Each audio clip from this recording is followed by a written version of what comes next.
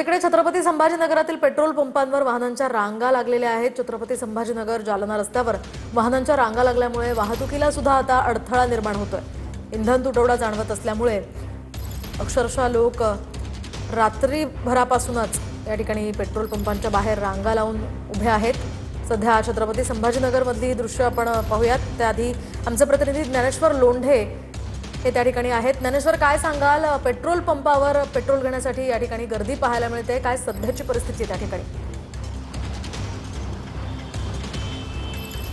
निश्चितच मोहिनी, आता मी छत्रपती संभाजीनगर शहरातील सिडको परिसरातील राज पेट्रोल पंपावर आहे। आपण बघतोय काही प्रमाणात जे आहे ते पेट्रोल आणि डिझेलचा तुटवडा होत असल्यामुळे ज्या पंपावर पेट्रोल आणि डिझेल उपलब्ध आहे त्या पंपावर जे आहे ते अशा पद्धतीने चारचाकी वाहनाच्या लांबच लांब रांगा आपल्याला पाहायला मिळतात। खरं तर आता उन्हाळ्याचे दिवस आहेत, दुपारचे जे आहे ते तापमानाचा पारा सुद्धा वाढलेला असतो, मात्र गाडीत जे आहे ते डिझेल नसल्यामुळे वाहनधारकांनी अशा पद्धतीनं लांबच लांब रांगा लावल्याचं या ठिकाणी आपण पाहतोय। खरं तर हा मुख्य रस्ता आहे, मात्र मुख्य रस्ता असला तरी अनेक वाहनं जे आहे ते या ठिकाणी रस्त्यावर आले चित्र आपल्याला पाहायला मिळतं आणि दुतर्फा रांग ही या ठिकाणी आपण पाहतोय। खरं तर ग्रामीण भागात सुद्धा शेतकरी डिझेलसाठी मोठ्या रांगा लावतात, मात्र आता शहरी भागातील सुद्धा वेगळं चित्र आपल्याला पाहायला मिळत नाही। शहरी भागात सुद्धा काही पंपावर रांगा पाहतोय। अगदी नक्कीच धन्यवाद ज्ञानेश्वर दिलेल्या सविस्तर माहितीसाठी।